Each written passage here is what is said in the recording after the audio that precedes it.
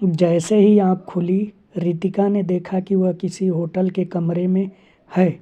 तभी उसके पूरे शरीर में दर्द का एहसास होता है। रितिका को अचानक ध्यान आता है कि कल तो वह हर्ष के साथ थी। हर्ष रितिका के बचपन का दोस्त था और रितिका हमेशा से अपने क्लास में टॉप करती थी, पर हर्ष कभी भी 80% के ऊपर मार्क्स नहीं ला पाता था। रितिका की एक सौतेली बहन थी, मेघना। वह भी हमेशा से रितिका से कंपटीशन करती रहती थी, पर वह भी कभी भी रितिका को नहीं पा सकी। रितिका होटल के कमरे में सोच रही थी, क्या हर्ष ने उसके साथ कुछ किया? तभी उसे ख्याल आया कि कल वह हर्ष के साथ एक बिजनेस पार्टी में गई थी। पार्टी अपने जोरों पर थी। सभी लोग पार्टी में एंजॉय कर रहे थे। रितिका ये सब देख ही रही थी, तभी उसके पास हर्ष आता है। उसके हाथ में 2 ग्लास थे जिसमें ड्रिंक थे। हर्ष ने एक ग्लास रितिका की तरफ बढ़ाते हुए कहा, let's enjoy party dear Ritika. Ritika ने कहा, हर्ष तुम्हें पता है ना मैं ड्रिंक नहीं लेती हूँ।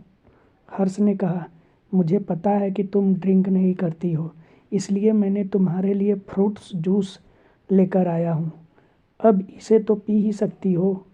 रितिका ने वह ग्लास लिया और फ्रूट जूस पीने लगी।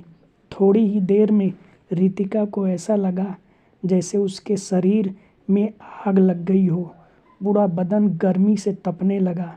पूरे शरीर में ऐंठन होने लगी और आंखों के सामने अंधेरा छाने लगा। उसके बाद उसे बस इतना याद था कि कोई उसे पकड़कर कहीं ले जाने लगा। और उसके बाद फिर क्या हुआ, अभी यह सोच ही रही थी कि तभी डोरबेल की आवाज़ सुनकर वह उठ खड़ी हुई।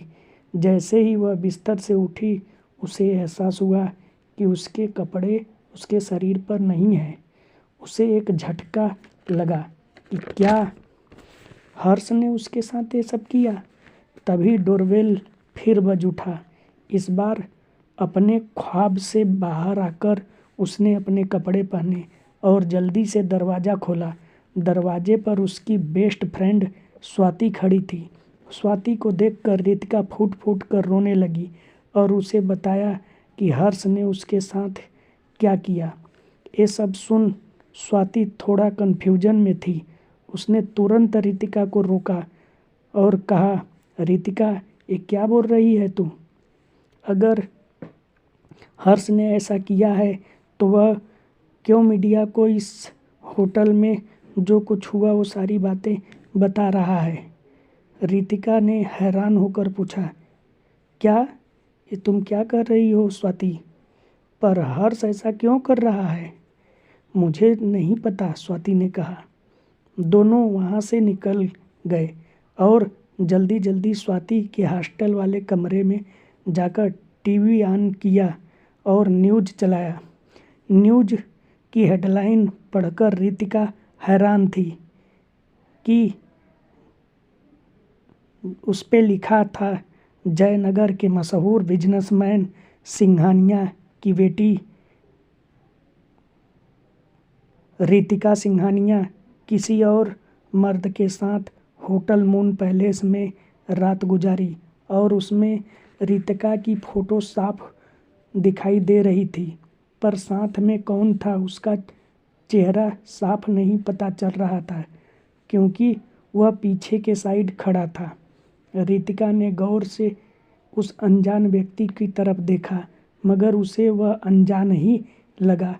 अचानक रितिका वहाँ से उठी और बाहर की तरफ निकल जाने लगी।